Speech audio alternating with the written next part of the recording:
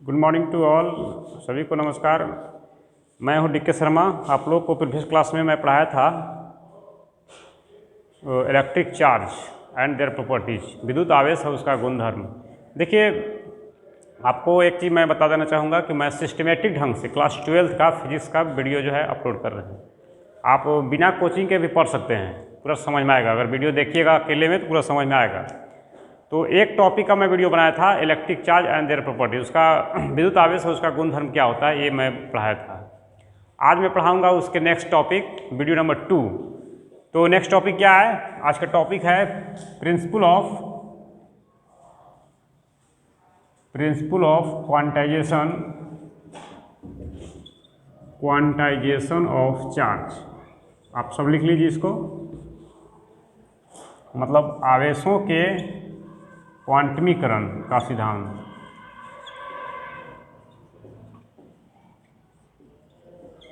क्वांटमीकरण का सिद्धांत,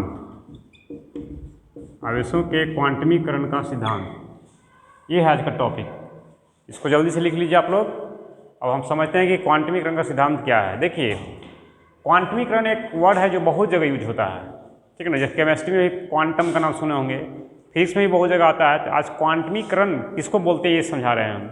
देखिए, दुनिया में बहुत सारा ऐसा चीज़ है जो इंटीजर्स के रूप में आगे बढ़ता है या घटता है, ठीक है ना। इंटीजर्स का मतलब पूर्णांक के रूप में, ठीक। जैसे मान लीजिए एक क्लास में विद्यार्थियों की संख्या, तो एक क्लास में विद्यार्थियों की संख्या देखिए, मान लीजिए 5 हो सकता है, 6 हो सकता है, 7 हो सकता है, 8 हो सकता है। लेकिन अब कहिए कि जो है हमारे क्लास में 8.5 गो विद्यार्थी पढ़ता है।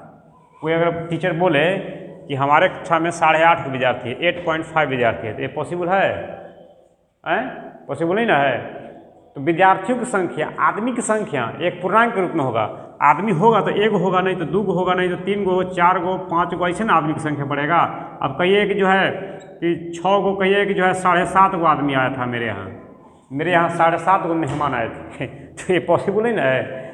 जब भी होगा तो एक 1 हो सकता है, 2, 3, 4, 5, 6 हो सकता है, 7.5 नंबर ऑफ मैन नहीं हो सकता है, पॉसिबल नहीं है।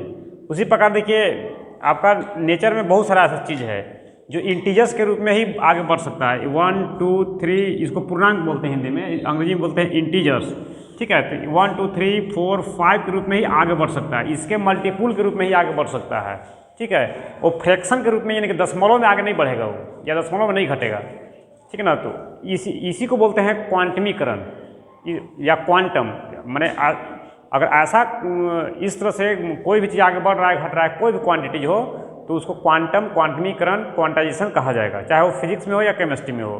तो क्वांटमीकरण क्या होता है, इसका मीनिंग आप लोग को हम समझा दिया आज, ठीक है ना। अब देखिए, यहाँ पे हम लोग क्या पढ़ना है, हम लोग पढ़ना है आवेशों के क्वांटमीकरण का सिद्धांत, principal of quantization of charge, ठीक है। जिसे होता क्या है कि अगर मान लो सपोज कोई बॉडी है, तो किसी बॉडी पे चार्ज डेवलप होता ही क्यों है?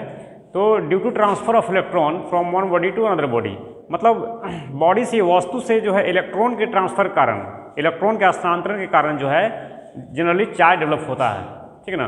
तो जैसे मान लो एक बॉडी है और इससे इलेक्ट्रॉन निकल रहा है, मान लो कि 1 इलेक्ट्रॉन निकला, तो 1 इलेक्ट्रॉन निकला तो 1 इलेक्ट्रॉन पर आवेश जितना होता है उतना चार्ज इस पर डेवलप हो जाएगा, पॉजिटिव चार्ज निकल रहा है। तो यानी कि 1 इलेक्ट्रॉन पर चार्ज कितना होता है? तो इतना होता है चार्ज, यानी कि आवेश को हम Q से दिखाते हैं, यानी Q का वैल्यू इतना हो गया, ठीक है ना।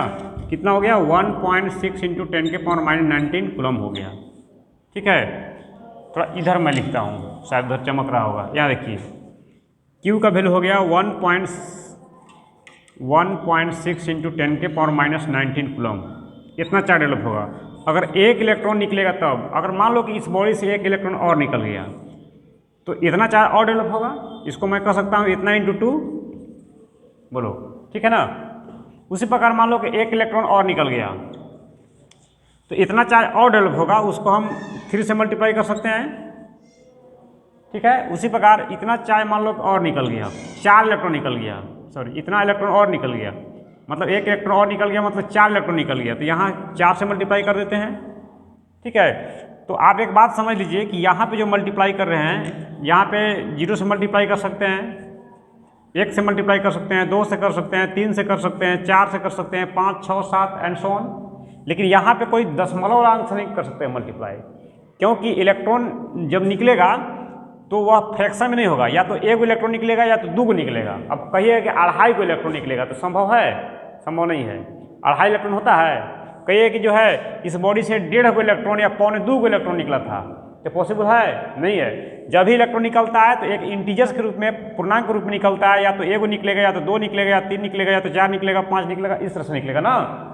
तो इसी को बोलते हैं क्वांटाइजेशन, फ्रैक्शन नहीं हो सकता है। ठीक है, तो इसीलिए यहाँ पे जो मल्टीप्लाई करेंगे, यहाँ पे जो मल्टीप्लाई करेगा या तो 0 से करो, या तो 1 से करो, या 2 से करो, 3 से करो, या 4 से करो, इसी तरह से 5, 6, 7 एंड सो ऑन, कुछ से भी करो। और यहाँ पे तो कांस्टेंट रहेगा, इसी का मल्टीपल नंबर बढ़ रहा है -19 कूलम। ठीक है, इतना कूलम चार्ज। अब बताओ कि सबसे शुरू में चार्ज देखो, 1 इलेक्ट्रॉन निकलेगा ना तो ये पैदा लेगा, इतना चार्ज पैदा लेता है, मतलब डेवलप होता है। और जब 2 इलेक्ट्रॉन भागता है तो इतना गुना 2 हो जाता है। ठीक है, इसीलिए इस चार्ज सबसे शुरू में ही पैदा लेता है, इसलिए इसको बोलते हैं बेसिक चार्ज। सबका बेस है, मतलब सबसे शुरू में शुरुआत यहीं से हो रही है, इसलिए इसको क्या बोलते हैं? बेसिक चार्ज बोलते हैं इसको, बेसिक चार्ज, या इसको एलिमेंट्री चार्ज बोलते हैं, एलिमेंट्री चार्ज। ठीक ना, एलिमेंट्री चार्ज। इसको हिंदी में बोलेंगे आधारी आवेश, आधारी आवेश, या बोलेंगे मूल आवेश, मूल आवेश। ठीक है, मूल आवेश। अब देखो ये समझ में आ गया बात कि आवेश जब भी आगे बढ़ेगा या घटेगा, जो भी होगा, तो एक पूर्णांक के रूप में बढ़ेगा घटेगा। ठीक है ना, मतलब ये 1 इलेक्ट्रॉन निकलेगा तो इतना चार्ज डेवलप होगा, 2 निकलेगा तो इसमें 2 से यहाँ मल्टीप्लाई करेंगे, 3 निकलेगा तो 3 से मल्टीप्लाई करेंगे। अभी समझा दी ना आपको, अगर 1 इलेक्ट्रॉन निकलेगा तो 1 से मल्टीप्लाई होगा, 2 से निकलेगा तो 2 इलेक्ट्रॉन निकलेगा तो 2 से मल्टीप्लाई होगा। उसी प्रकार 3 इलेक्ट्रॉन निकलता है तो इतना इंटू क्या हो जाएगा? 3 हो जाएगा। मतलब यहाँ जो भी मल्टीप्लाई करेंगे एक फ्रैक्शन है, दशमलव में नहीं हो सकता है। 1, 2, 3, 4, 5, 6, 7 इस तरह से हो सकता है। ठीक है, इसी को बोलते हैं क्वांटाइजेशन, मतलब दशमलव में ये कभी नहीं हो सकता है। ठीक है, जब भी बढ़ेगा तो एक पूर्णांक के रूप में बढ़ सकता है। तो 0, 1, 2, 3, 4 इसको क्या बोलते हैं? इसको बोलते हैं हम इंटीजर्स। क्या बोलते हैं? इंटीजर्स। इसको बोलते हैं हिंदी में पूर्णांक, याद रखिएगा। ठीक है, और इसको क्या बोलेंगे आप? इसको बोलते हैं मूल आवेश। मूल आवेश या आधारी आवेश, बहुत सारा नाम है इसका। या 1 इलेक्ट्रॉन, कुछ नहीं समझ में आ रहा तो 1 इलेक्ट्रॉन का आवेश बोल सकते हो। ठीक है ना। अब क्या है, तो क्या हो गया फॉर्मूला आपका? तो Q बराबर, देखिए यहाँ जो है ये नंबर है, एक पूर्णांक है।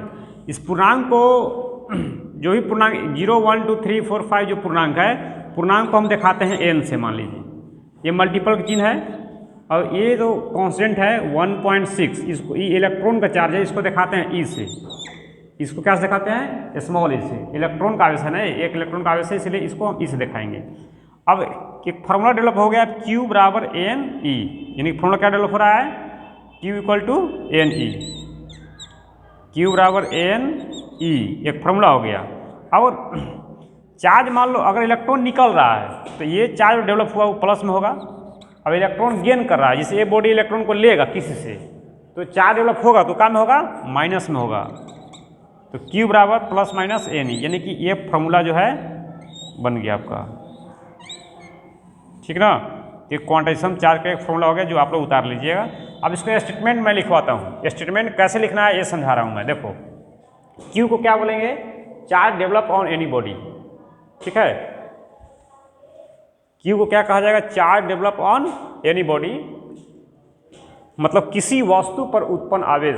समझ लो बात को, किसी वस्तु पर उत्पन्न आवेश है।